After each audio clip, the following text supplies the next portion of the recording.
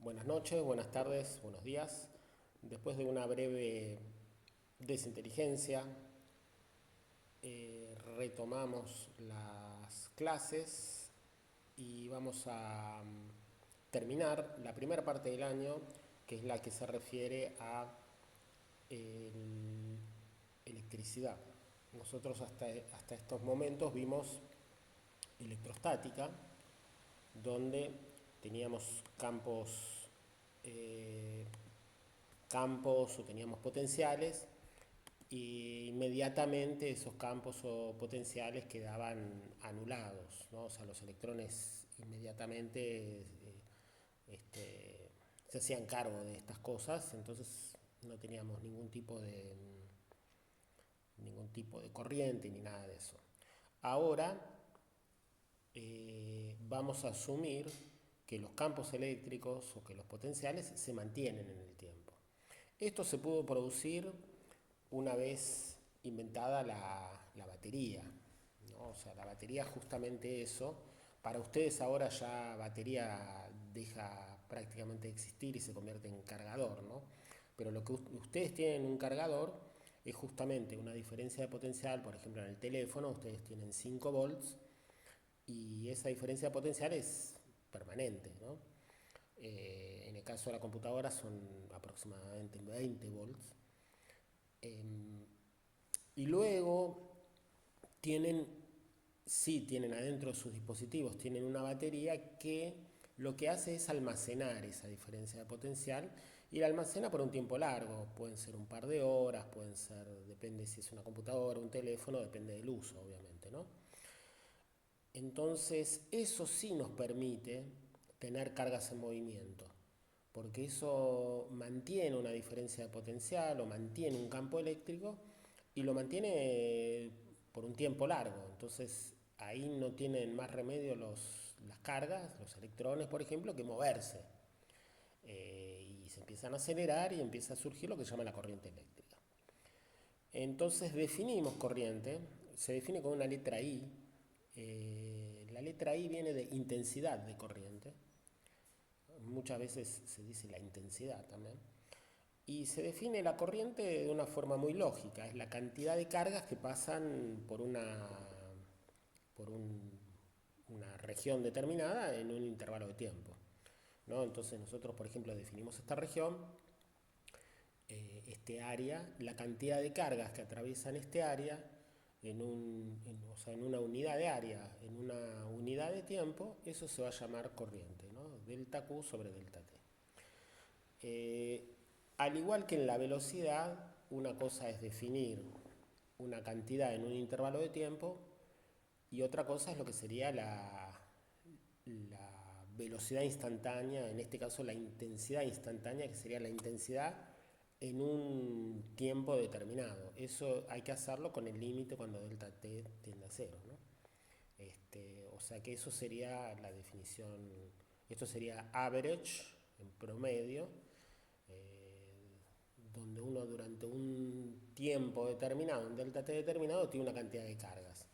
Y acá sería en un instante determinado cuántas cargas atraviesan, ¿no? Para hacer analogía con la velocidad, esto es lo que está midiendo el velocímetro en cada instante y esto sería cuando uno termina el viaje y dice, bueno, cuántos kilómetros hice, cuánto tiempo tardé, ¿no? Bien, la unidad de esta cosa se llama ampere, que no es nada más que coulomb por segundo. Coulomb dividido segundo es ampere. Entonces, esta es una unidad muy utilizada. Seguramente escucharon hablar de ampere porque cuando uno compra algún artefacto, cuando uno compra un cable o cuando se tiene que referir a eso porque es lo que determina, por ejemplo, los cables, determina el ancho del cable. Ahora vamos a ver por qué. Bueno, una cosa importante, la corriente, nosotros la vamos a definir en este curso, la dirección va a ser la misma dirección como del campo eléctrico, ¿no? O sea, la dirección en la que se mueve una carga positiva. Es una convención un poco fallida porque los que se mueven son los electrones, no las cargas positivas. Pero hay circunstancias en que sí se mueven las cargas positivas, hay circunstancias en que se mueven las dos cargas y todas contribuyen a la corriente. Entonces, cuando nosotros dibujemos una flecha, la flecha se va a referir a las cargas positivas. Pero puede ser que los que se estén moviendo son los electrones, ¿no? Entonces, imaginen a la carga positiva, por ejemplo, como un agujero donde falta un electrón. Entonces, supónganse que ustedes están en un salón y hay una silla, están todas las sillas en una fila, digamos, en un cine, por ejemplo, ¿no? Todas las sillas están completas menos una. Bueno, hace de cuenta que una persona se mueve de esa silla a la vacía. Ponele que la que está en la vacía es en la punta. Esa persona se mueve. Entonces, la silla vacía, uno puede ver a una persona que se movió de una silla a la otra, pero uno también puede ver como que la silla vacía se movió, o sea, que esa carga positiva se movió. Entonces, se cuenta que después se mueve otra persona, después otra, después otra, después otra, hasta que finalmente la silla vacía queda en la otra punta. Bueno, uno lo puede ver como que la silla vacía se fue moviendo, o uno lo puede ver como que las personas se fueron moviendo. Entonces, el efecto es el mismo, es una carga negativa que va hacia un lado o una positiva hacia otro. Bueno, acá tenemos una pregunta simple para ver si se entiende lo que estamos diciendo. Hay que ordenar según la intensidad de la corriente. Hay que tener cuidado que si van dos cargas, una negativa y una positiva, ambas en la misma dirección, no hay corriente, porque la carga neta es cero. ¿Está? Bien, bueno, es simple, ¿no? Esta es la que tiene mayor corriente, porque son como si fuesen 5 cargas positivas hacia allá o 5 cargas negativas hacia allá. Esta es la que sigue, esta es la que sigue, esta es la que sigue, en valor absoluto, ¿no? Te está pidiendo intensidad. Bien.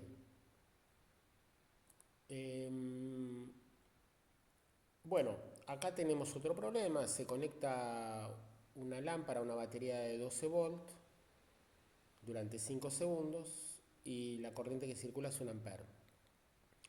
La carga total que atraviesa el circuito. Bueno, la definición de ampere son coulombs sobre segundos.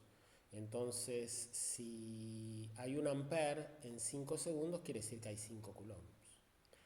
Y luego te pregunta la cantidad de electrones que atraviesa. Bueno, hay que hacer la conversión.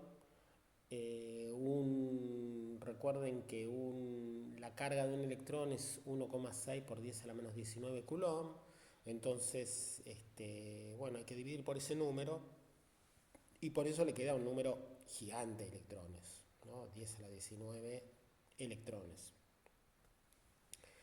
Con esto lo que queremos afirmar es que un ampere es una cantidad muy grande de electrones. Es una corriente importante, ¿no? Son 10 a la 19 electrones. Si bien acá son 5 segundos, bueno, habrá que dividir por 5, pero sigue siendo una cantidad muy grande de electrones que pasan por segundo. Otra cosa importante, nosotros en electrostática habíamos definido el equilibrio electrostático y la energía potencial en un conductor era la misma, ¿no? O sea, no había campo, no había diferencia de potencial. En un conductor todos los puntos tenían el mismo potencial. Cuando agregamos ahora la dinámica, eso ya deja de ser cierto. Un conductor lo que está haciendo está, cuando, con esta diferencia de potencial y esta carga, está dejando una cierta energía. Y esa energía la está depositando en el conductor. Es como que el conductor va a adquirir un calor, ¿no? Va a adquirir una cierta energía que viene de este trabajo que se está haciendo. La potencia, recordemos que es la cantidad de energía que se deposita por segundo. Entonces, nosotros estamos al depositar energía en una cantidad de tiempo, estamos generando una potencia, digamos, que está recibiendo ese material. Y bueno, ya vamos a ver si esta es la definición de potencia, energía sobre tiempo. La energía es delta Q por delta B. Ahora delta B lo vamos a empezar a llamar directamente B, es la diferencia de potencial que ponemos en el conductor, sobre T. Y si reordenamos las cosas, delta Q sobre T es intensidad, entonces nos queda I por B. Y las unidades van a ser, o sea, nosotros sabemos que potencia es joules sobre segundo, pero ahora lo podemos empezar a llamar, al watt lo podemos llamar ampere por volt. Entonces, si tenemos una cierta corriente y una cierta diferencia de potencial, eso nos va a dar una potencia eléctrica. Por ejemplo, tenemos una lamparita, nuevamente el mismo problema, 12 volts, 5 segundos y 1 ampere. ¿Cuánto es la energía que se entrega en ese proceso? Bueno, hay que hacer el cálculo, ¿no?, de la carga, eran 5 coulombs, habíamos calculado, por 12 volts, eso nos da 60 joules. Y bueno, podemos dividir los 60 joules en 5 segundos y nos va a dar 12 watts, o podemos hacer lo que les dije, ¿no? D por I es 12 por 1, es 12 watts. O sea, de cualquier manera que lo hagan, les tiene que dar lo mismo. Bien, veamos lo siguiente. Microscópicamente, nosotros tenemos lo siguiente. Vamos a calcular la corriente expresada ahora con un poquito más de detalle. Si tenemos un área, supongamos que esto es un conductor y tiene este área, acá vamos a tener un volumen. Si los electrones viajan en promedio a una velocidad dd, en un tiempo delta t van a transitar esta distancia, este delta x que está acá, ¿no? Y este delta x por a va a ser el volumen. O sea, a lo que voy es lo siguiente. Si suponemos que todos los electrones viajan a la velocidad promedio, que es una buena suposición, porque justamente la promedio quiere decir eso, que van a haber algunos que van a ir más rápido, algunos que van a ir más lento, pero el promedio es ese. Entonces podemos suponer que todos viajan a la misma velocidad. Todos los electrones en un tiempo t que estén adentro de este volumen van a atravesar el área esta de acá. O sea que la cantidad de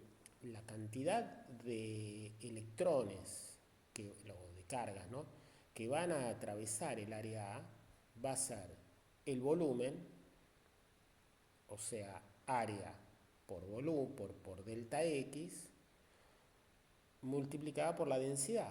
Densidad por volumen es el número de electrones que van a haber. Y lo multiplicamos por la carga de cada electrón, o de cada una de estas partículas, y eso nos va a dar la carga total que atraviesa el área. Y como la carga total dividido el tiempo es la intensidad, simplemente sacamos el tiempo de acá y nos queda esto. O sea que esta es la fórmula para calcular, para relacionar la corriente eléctrica con la velocidad promedio de las cargas. ¿Está bien? Y lo que vemos es que, bueno, si uno tiene... Bueno, depende del material, depende de qué densidad tenga, depende del ancho del conductor, depende de un montón de cosas.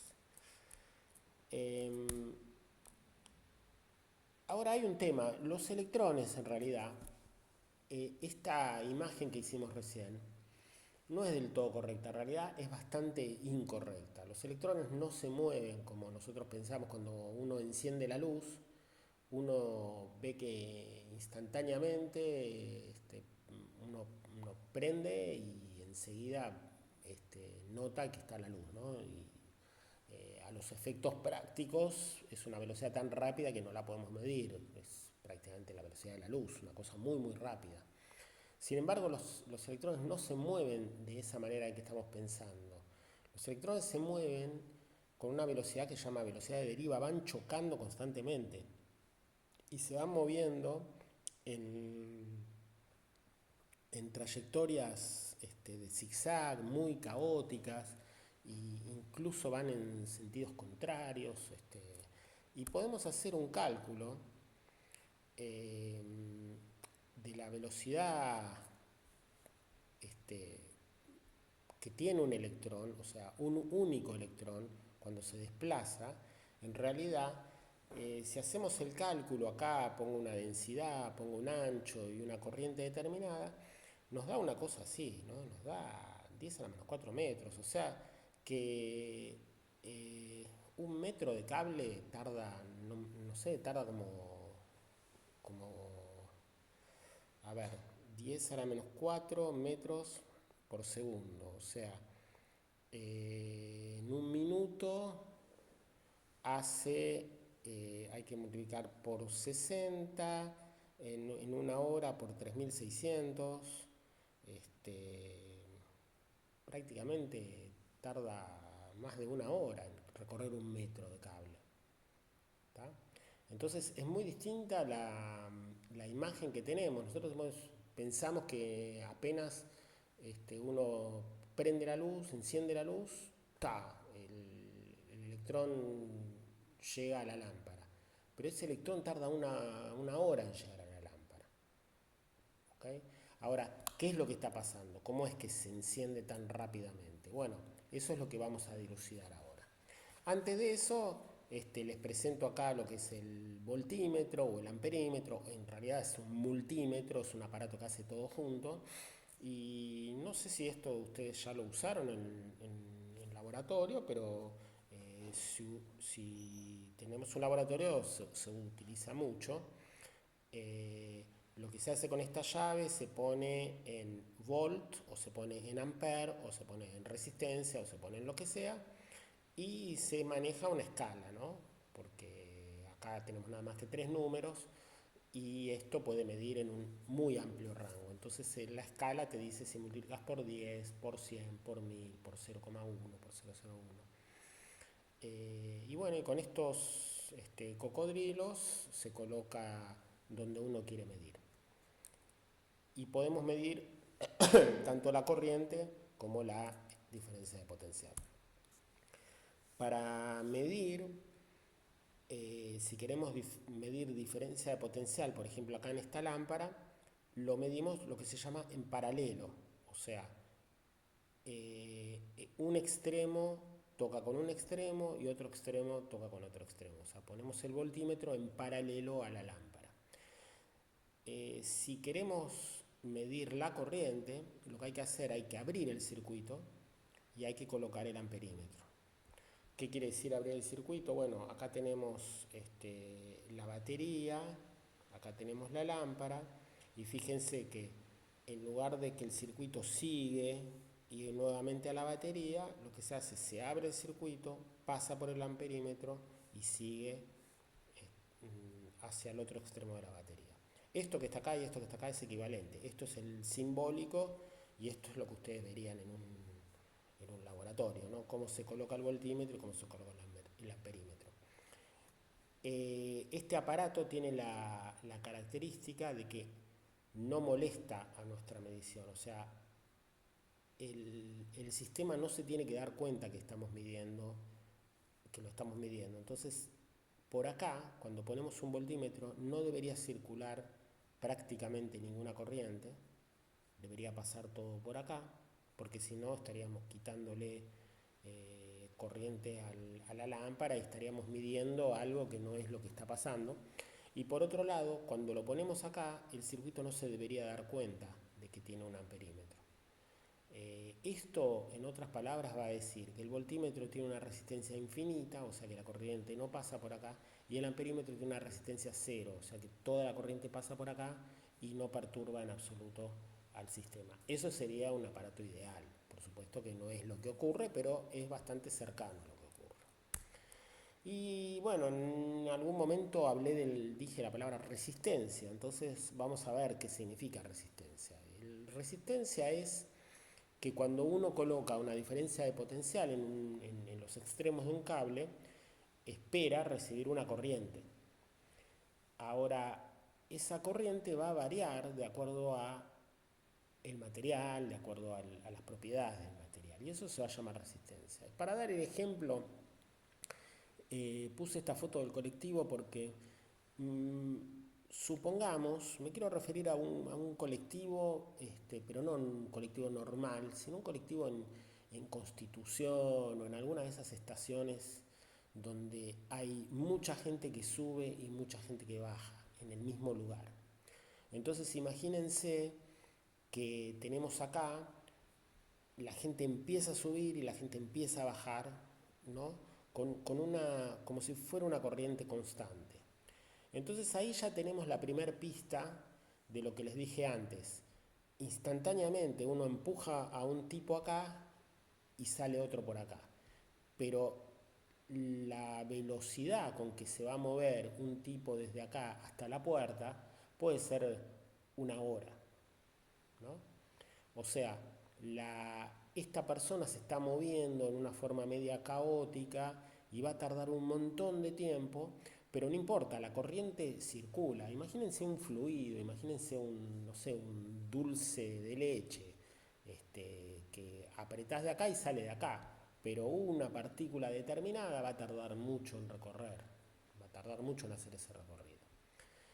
Ahora, ¿qué sería el potencial? Y el potencial sería, la batería acá funcionaría como un tipo que empuja para que suba la gente y tira acá para que salga la gente, ¿no? Y eso lo está haciendo en forma perpetua hasta que se le acaba la batería, hasta que se acaba la sustancia química que está produciendo eso, hasta que, no sé, hasta que te gasta la batería, hasta que se te acaban las cargas, o sea, eso depende. Pero, y la potencia es justamente qué capacidad tiene de poder hacer ese movimiento de cargas por segundo, ¿no? O sea, cuánta energía tiene disponible para meter cargas y para sacar cargas. Entonces esa sería la analogía.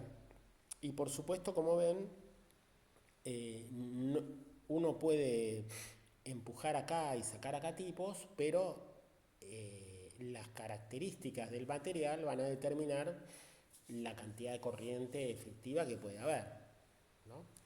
Y acá tenemos un ejemplo, acá tenemos un conductor en el que no hay mucha posibilidad de que haya mucha corriente. Acá hay un conductor donde la corriente va a ser muy grande, ¿no? O sea, cada carga que pongamos va a salir. Y eso es justamente lo que ilustra acá la resistencia, ¿no? Entonces, la definición de resistencia es justamente esta, es la relación que hay entre la corriente y la diferencia de potencial.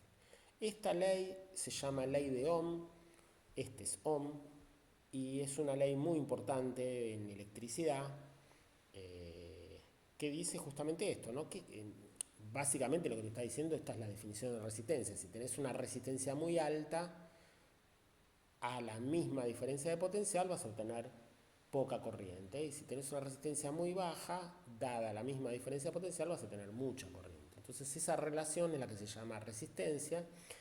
Y la definición es volt,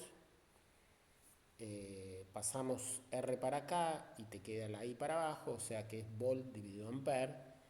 Eso se llama ohm. ¿Tá? ¿Y de qué depende? Bueno, depende de muchas cosas. En principio, si, si nuestro conductor es muy largo, la resistencia va a ser mayor.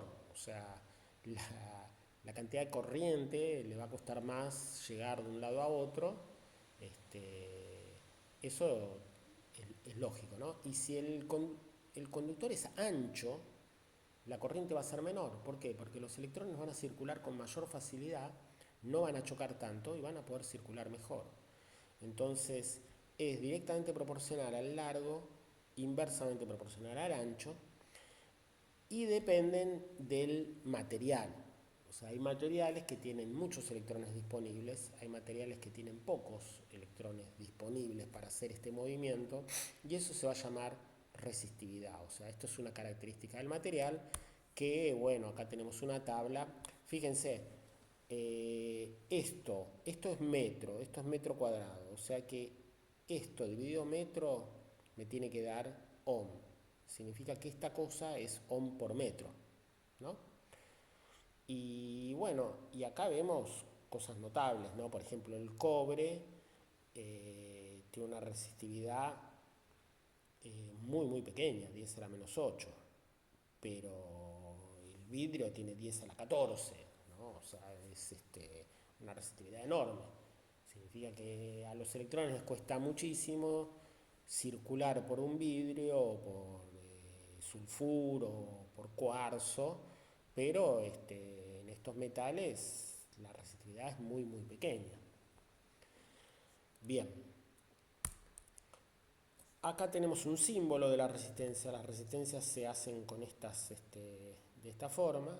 Las lámparas se hacen de esta forma. Dentro de poco las lámparas van a dejar de existir en este curso porque ya no van a haber más lámparas.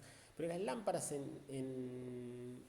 básicamente estas lámparas se componen de un filamento que tiene una resistencia. O sea, esto que está acá es una resistencia, simplemente que es una resistencia que da luz, entonces le cambiamos un poquito el símbolo. Y a las baterías se acostumbra a poner la patita chiquita como negativo y la pata grande como positivo. Entonces esto es un circuito, ¿ven? Esto está conectado, todo esto quiere decir que está conectado.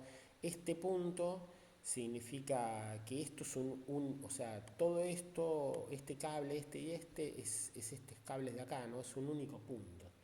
En un conductor, recordemos, el potencial es el mismo, entonces no, no tenemos que distinguir esto de esto de esto, es todo lo mismo. Es un único, si bien acá hay dos cables, no importa, es el mismo punto, ¿no? Bien. Bueno, una de las preguntas que siempre se hacen en los exámenes, si hay incluso una práctica de un TP donde lo que se hace es ver elementos óhmicos y no óhmicos.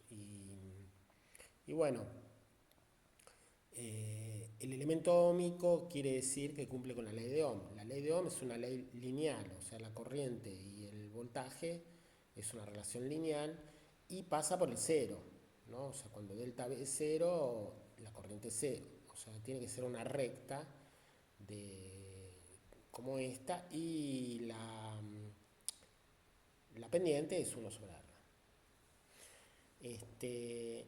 Y después hay elementos, las lámparas, por ejemplo, estas lámparas que hablamos recién, toman temperatura a medida que va aumentando la diferencia de potencial o la corriente, y eso hace que al aumentar la temperatura, bueno, hay ciertos efectos que cambian la resistividad del material. Imagínense un colectivo de vuelta donde al aumentar la temperatura se empieza a mover la gente. Entonces eso hace que sea más difícil de transitar por ese colectivo, porque cuando hay movimiento es más difícil. Y eso hace aumentar la resistencia. Eso es esto de acá, ¿no? La resistividad no es la resistividad normal, sino que hay que agregarle acá un coeficiente que depende de la temperatura. O sea, cuanto más aumenta la temperatura, más aumenta la resistividad. Y como la resistencia depende directamente de la resistividad, se puede escribir esta fórmula también. Y después hay elementos que se llaman diodos, que son elementos muy utilizados en electrónica, que cuando uno los pone en un sentido, la corriente circula en un sentido, por ahí circula con resistencia cero, pero en otro sentido circula con resistencia infinita. Perdón, no circula, o sea, la resistencia es infinita. Entonces deja pasar la corriente en una dirección y no deja pasar la corriente en otra dirección. Esos elementos son semiconductores, en general es silicio y germanio, y tiene una utilidad, es imprescindible, digamos, en toda la electrónica moderna. Bien, ¿Qué pasa si... Esto se llama conectar resistencias en serie, ¿no? Acá son lámparas en serie, pero como las lámparas son resistencias, entonces, ¿qué significa en serie? En serie significa que uno tiene una resistencia, después tiene la otra, está conectada solamente en una pata con una pata, la otra está, continúan en el circuito, ¿no? O sea, se conectan entre ellas solamente en un punto, no en dos. Eso se llama resistencia en serie.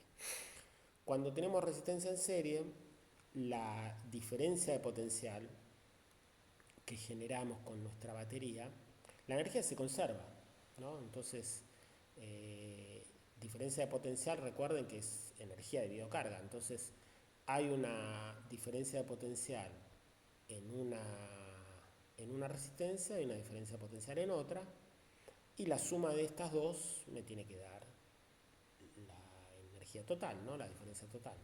Y luego tenemos la corriente. La corriente son cargas que circulan por segundo, pero esas cargas, como dije antes, ¿no? Es una única corriente, que es un fluido más o menos, ¿no? Que pasa por este conductor, eh, digamos, los electrones salen de acá, esto es una pata que proporciona electrones, esta es una pata que quiere recibir a los electrones. Entonces salen de acá y llegan de acá, por eso la corriente hace así, y la corriente es la misma, ¿no? En este resistor que en este. La corriente en todo este circuito es la misma. Entonces podemos escribir que la diferencia de potencial en la resistencia 1 y la diferencia de potencial en la resistencia 2 es esto, es la diferencia de potencial total. Y lo que podemos hacer es reemplazar este circuito por una única resistencia que vamos a llamar resistencia equivalente, y tratar de que nadie se dé cuenta que reemplazamos estas dos por esta. Entonces, ¿qué significa eso? Bueno, tenemos la caída en 1 por ley de Ohm es R1 por I, y la caída en 2 es R2 por I. ¿Okay? Y delta B es delta B1 más delta B2, es R1I, R2I, es R1 más R2I. ¿Está? Ahora, fíjense que lo que estamos diciendo, si nosotros decimos en este circuito que tenemos una única resistencia equivalente, la delta B, la caída de tensión, la diferencia potencial que hay sobre esta resistencia, va a ser igual, multiplicada por la corriente, va a ser igual, o sea, la resistencia equivalente por la corriente va a ser igual a esa caída de tensión. Entonces, si igualamos estas dos expresiones, lo que llegamos es que la resistencia equivalente se escribe como R1 más R2. Y si tuviésemos un montón de resistencias en serie, la resistencia equivalente es la suma de todas las resistencias. O sea, si vos pones una resistencia acá, otra acá, otra acá y otra acá, todas en serie, es como si tuvieses un conductor mucho más largo, ¿no? Entonces, es como que sumás la resistencia de cada uno. Una cosa más o menos así. Acá lo estamos demostrando formalmente. Bueno, acá tenés calcular resistencia equivalente. Bueno, tenemos 2 más 4 más 5 más 7, ¿no? Eso es 18. Bueno, perfecto, 18 ohms. Calcular la corriente que circula por el circuito. ¿Qué corriente circula? Ahí son 6 volts dividido 18 ohms. Es un tercio, 0,33 amperes. Perfecto. Y ahora te pregunta calcular el potencial en el punto A. Bueno, en el punto A, fíjense que estos 6 volts se están repartiendo. Acá cae un poco, otro poco, otro poco, otro poco, y eso nos va a dar 6 volts en total. Lo que va a pasar acá es, tenemos un tercio de amper por 2 ohm, y por R nos va a dar B, ¿no? O sea,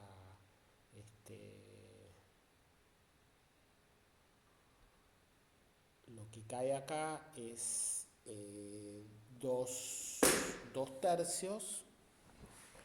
2 tercios es 0,66. Entonces, si tenías 6 volts acá, acá vas a tener 6 volts menos 0,66 es 5,33. ¿Está? O sea, acá tenés 0 volts y acá tenés más 6 volts. Entonces acá va a ir cayendo, cayendo, cayendo hasta que acá quede 0. Bien, y ahora vienen resistencias en paralelo. ¿Qué son resistencias en paralelo? Bueno, acá tenemos lámparas en paralelo. Es que una pata está conectada con una y la otra pata está conectada con la otra. ¿Ven? O sea, en A tenemos una pata de R1 y una de R2, y en B tenemos una pata de R1 y una pata de R2. Esto es lo que vemos acá.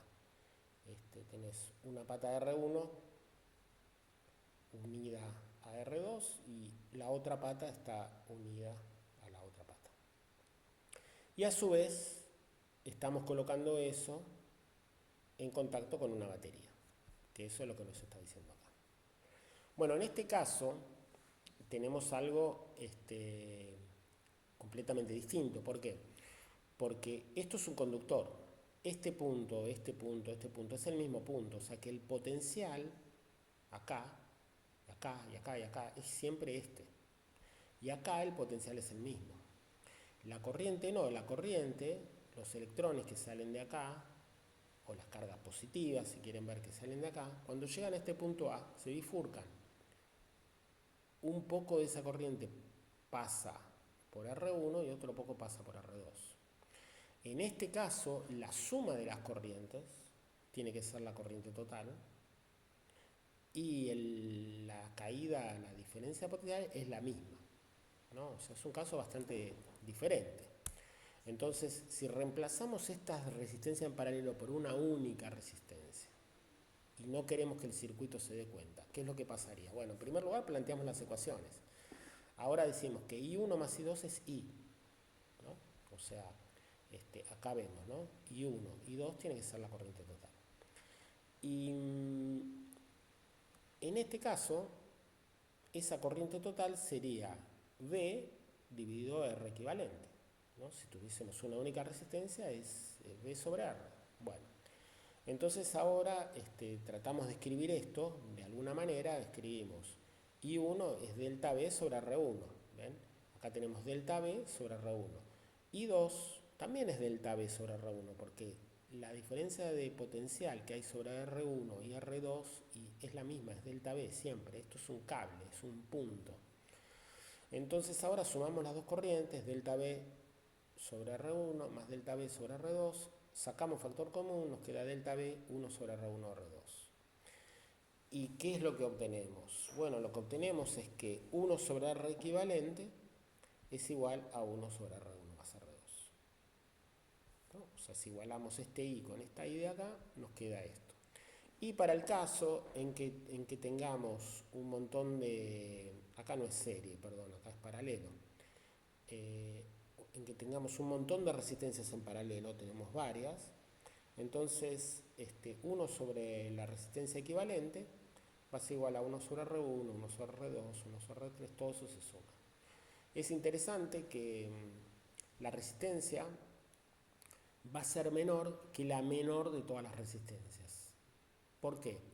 Y porque supónganse que agregamos más resistencias. ¿Qué estamos haciendo?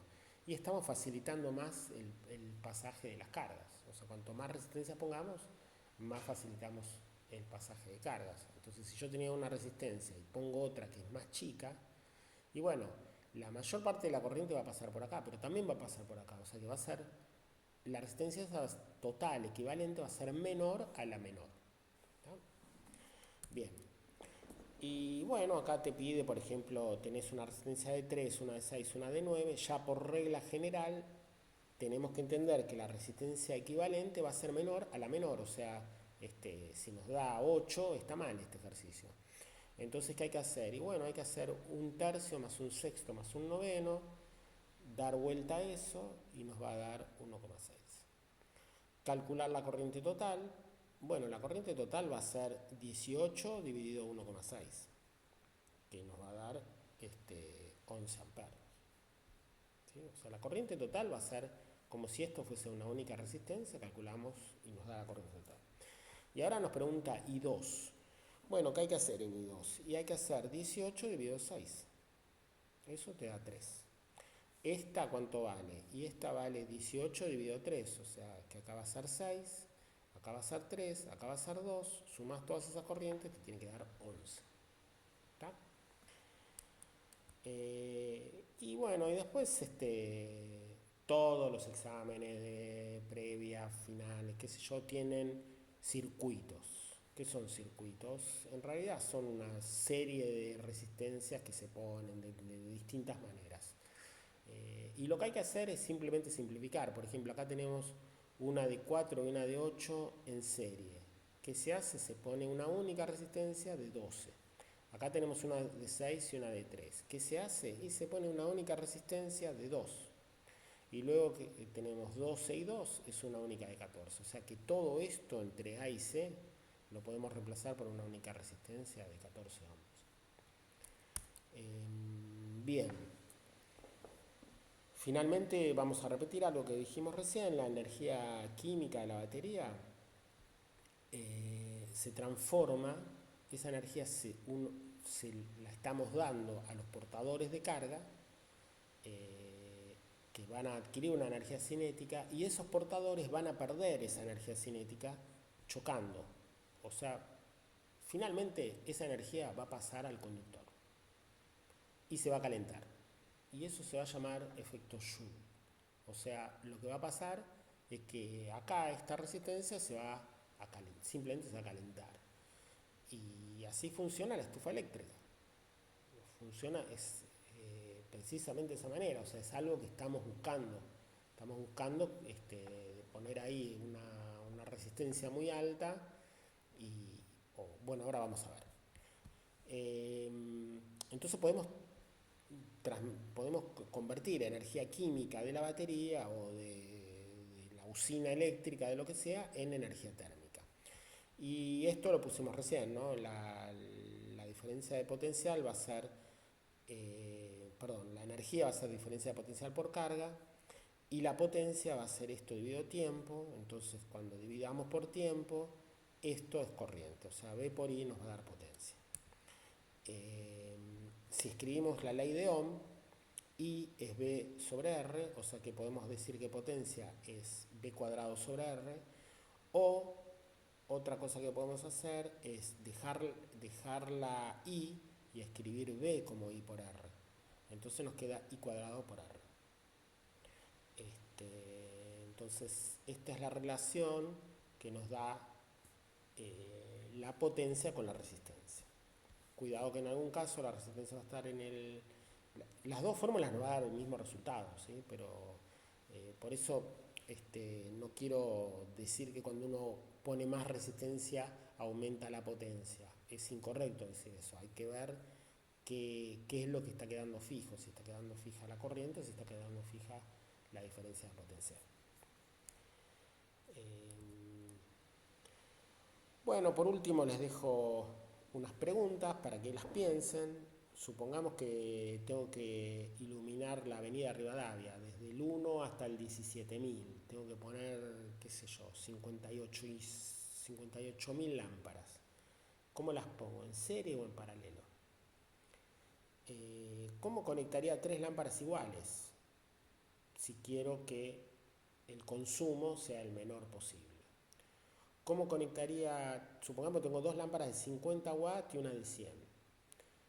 Y supongamos que yo quiero que la de 100 ilumine lo máximo que se pueda, ¿no? Que sea la más brillante de todas. ¿Cómo tengo que hacer ese circuito? O supongamos, otro problema, que quiero usar estas tres lámparas, pero quiero el menor consumo. Quiero que gasten la menor cantidad de luz posible. Bueno, es un problema para pensar. Si lo quieren discutir en el foro, lo podemos hacer cuando tengan ganas, cuando tengan tiempo. Y otra pregunta que te hago es: ¿cuánto estás gastando por mes en iluminar tu casa? Lo que yo querría que hagas es que calcules vos primero cuántas lámparas tenés, de cuántos watts, después que te fijes cuánto vale el kilowatt hora, cuánto te está cobrando a vos la empresa energética y bueno, que veas si cierran los números, ¿no? Seguramente te estás gastando la luz no en las lamparitas, te la estás gastando en otra cosa, bueno, por ejemplo en calefaccionarla. Y bueno, y que veas si realmente tiene sentido lo que te están cobrando. O sea, si vos pensás que tenés ese consumo, mirá los aparatos que tenés, fíjate quién consume. Y lo más importante, vas a tener que saber trabajar con las unidades, ¿no? Porque hay que ver cómo te está cobrando la empresa y cómo estás pasando vos de tu aparato electrónico, eléctrico, cómo estás haciendo esa cuenta. Deberías cerrar y si no, deberías reclamar a la compañía que te están robando, ¿no? Bueno, eh, con esto terminamos entonces los voy a saludar, espera que pongo acá. Este, con esto terminamos entonces toda la primera parte del curso. Yo les voy a poner un par de videos más con experimentos o con algunas cosas que pueden resultar ser interesantes, que ustedes lo van a ver en el momento en que tengan ganas, que tengan libre. Y cuando volvemos de las vacaciones empezamos magnetismo.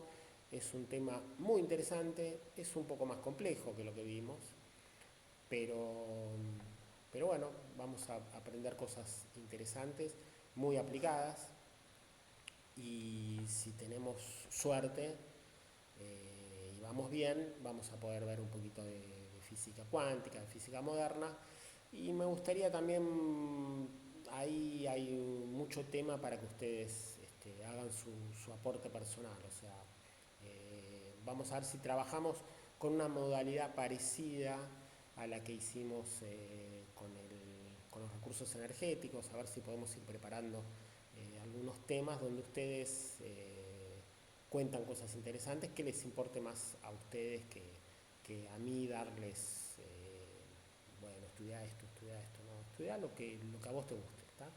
Vamos a ver si podemos manejarnos de esa manera. Bueno, que tengan unas buenas vacaciones, no sé qué significa eso ahora, pero por lo menos descansan del colegio un rato. Nos vemos entonces cuando retornamos.